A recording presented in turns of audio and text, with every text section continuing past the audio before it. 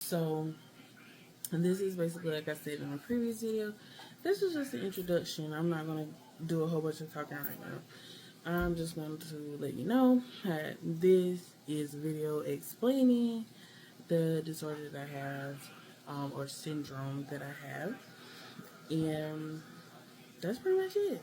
Thank you for hanging in there with me. If you still holding on, thank you. I appreciate you. So if you're still holding on, this is day 3. And this is me a few years ago explaining what GBS is. I didn't want to redo this video.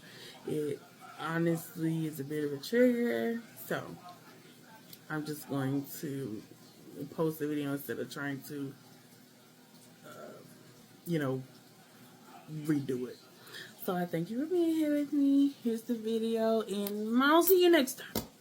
And my diagnosis actually is acute inflammatory demyelinating.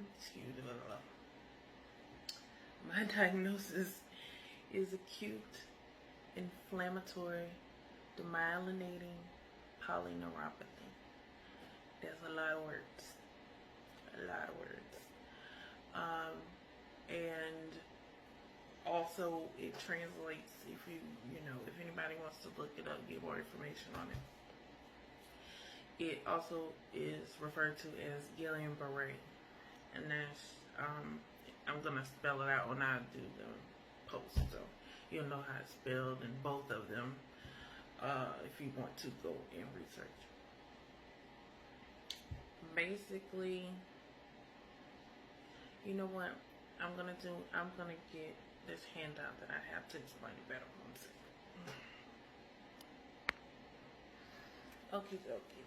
Okay, so I'm just gonna read just a little bit. So it's a rare disorder in which the body's disease-fighting system, your immune system, so it's an autoimmune disorder, attacks my nerves.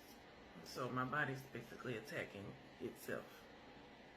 It causes numbness and tingling, and it can eventually develop into a serious condition, and in some cases cause paralysis. It's not contagious, so it doesn't like spread from person to person, anything like that. The one thing, which is one of the things I've been struggling with, is you don't know the progression or the time of healing. So it can take a little bit of time, or it can take a really long time. Some people have a symptom onset, and 4 hours later, they're in the hospital, paralyzed from nose to toe on a ventilator. Some people only get tingling and numbness, but they still have it. Some people end up not being able to walk, which happened to me. I wasn't able to walk for a few weeks. I think I was able to stand up and transfer, just use the restroom, but I was literally so weak that I couldn't walk. I'm still struggling with that. I don't walk that much at home, but we're working on that. Some of that's just fear, but I'll get into it. So I really kind of just wanted to talk about what I have and some of the things I experienced. One of the things is the causes of the disease, like some sort of stomach infection, bacteria, an infection in your like a respiratory infection or viral infection, and less commonly surgery or vaccines. The only thing that nobody really knows. It is rare, but the causes are pretty much unknown. It's one of those where it says the exact cause of GBS is not known. In most cases, it develops a few days or weeks after you have an infection. So, only thing that happened to me around that time before onset was that I had back surgery. So I'm just gonna assume that that's what triggered mine. But we're just making assumptions here. I don't know that I had any of those other infections of any kind, so that's the only answer I can come up with. So some of the signs and symptoms: muscle weakness that spreads from the legs to the abdomen and arms, aching or burning pain, weakness of muscles in the face, trouble chewing or swallowing, slurred speech, inability to move the arms, leg, or both, difficulty breathing. Okay, so that's basically, signs and symptoms. And as I go on and talk more about what I've been going through, I'll tell you what my personal experience is. So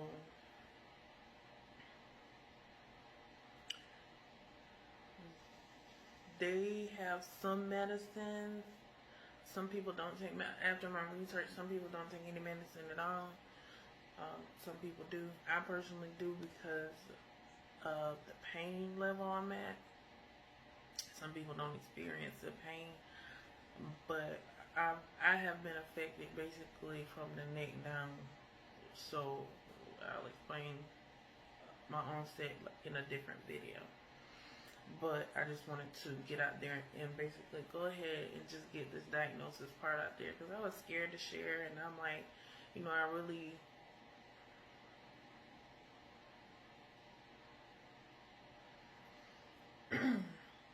it's just kind of tough, waking up one day and you can't walk. So I've had some, mental struggles with that. I was still processing. I think I'll be processing until I completely feel safe being out of this chair. So I've been working on it, but I did want to go ahead and, get the information out about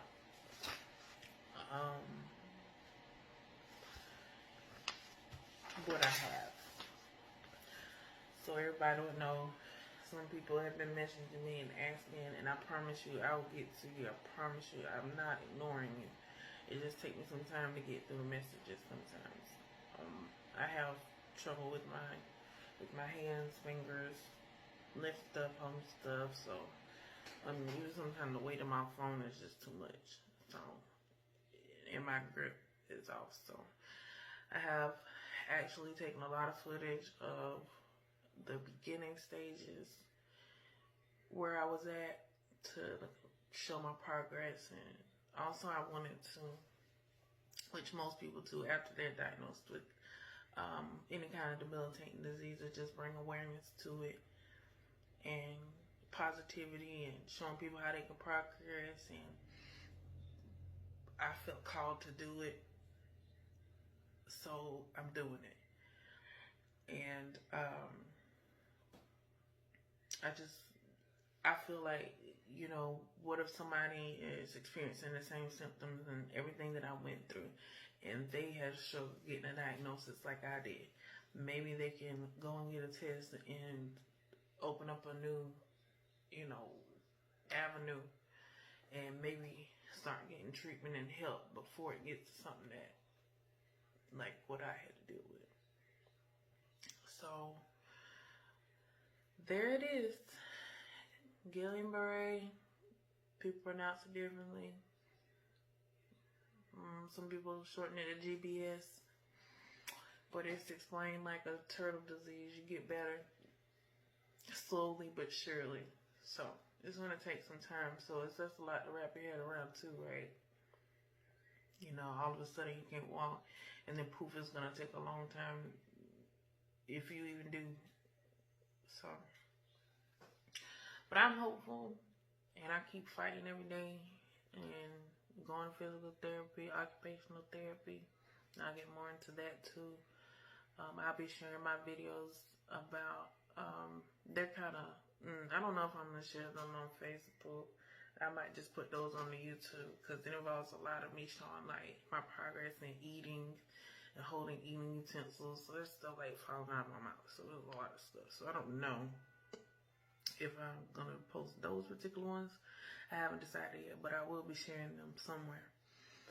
Those and some of the activities that I was doing in therapy, but I really, like I said, went into a rut, so I didn't even take some of my therapy that I've been going through, but I will tell you about it or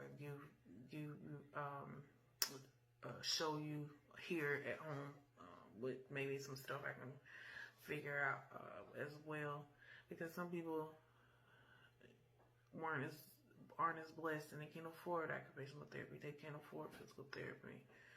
I just will explain that too, but there's no way there's not a higher power here. That's all I'm saying. And what else? Yeah, and then maybe just sharing some different people's stories and telling you who to follow, whatever, asking questions. Heck, maybe you have it. Maybe you have it. Maybe you struggle with it. I literally found out.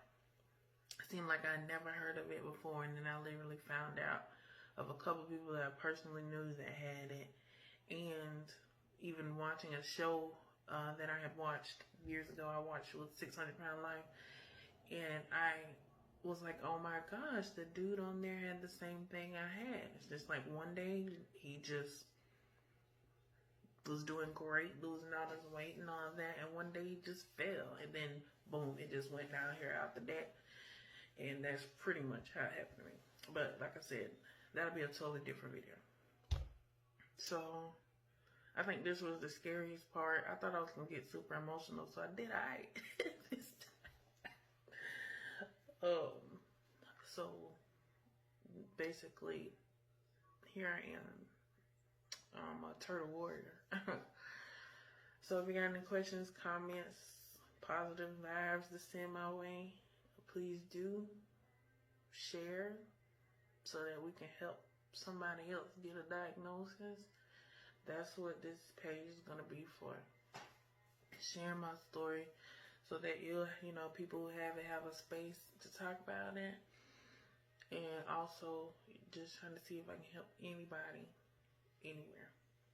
So, thank you for listening to me ramble. Again, I know your time is precious and I appreciate you spending it with me. Feel free to message me. Just know, again, it might take some time for me to get back to you, but I love you anyway, I promise. So, until next time, it's Crystal Love.